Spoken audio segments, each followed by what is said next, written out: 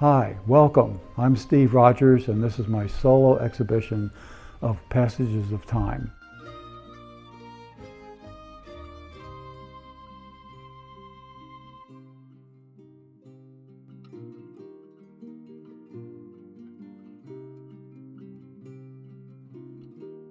I got really interested in ship models. So I started fairly simple, building kits and then building simple boats out from scratch.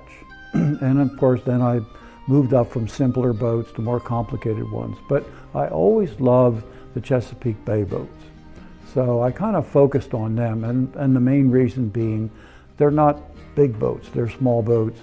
And I could build them in a fairly large scale, and they wouldn't be too big to sit on somebody's mantle or something like that. So that being the case, you could really build them the way they were built. Ultimately, I reached a point where I was using builders' plans to build model boats. And shortly after that, I was covered in a magazine article about my work. And then I was invited to go up to Maine to the Wooden Boat School and teach model boat building up there. And I did that for probably 20 years, and I loved every minute of it. Interest in the boat models, it's not a big stretch to going to a painting. And the same homework has to be done to do each one. To go do boat models, I always went out in the field and took lots of pictures as well as plans.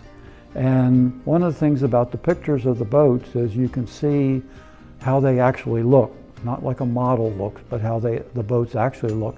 And when I built models, I always tried them to make them look like that. So it was not too big of a changeover to paint them like they look. And that's just basically it. I was always interested in boats, and I still am. But I love structures too, and I don't want to just paint the same thing all the time. So I've branched out into a few other things like some animals and wildlife. I work in photographs, and the photographs are basically memory, to remember what I saw.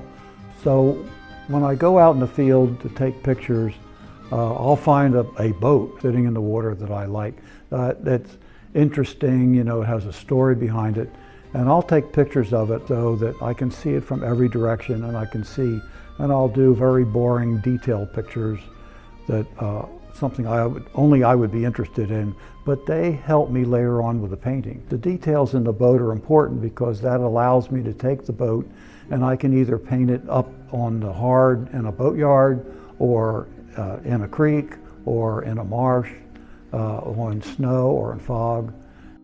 Then what happens is I take the pictures up over the canvas where I'm going to paint, and I look back and forth between them, and I start to make my composition. And I use little parts of each of the photographs, or I don't. It just depends on how the composition is going along. At that point, I pretty much have what I know I want to paint, and I'm thinking about that the whole time, even as I'm doing the sketch.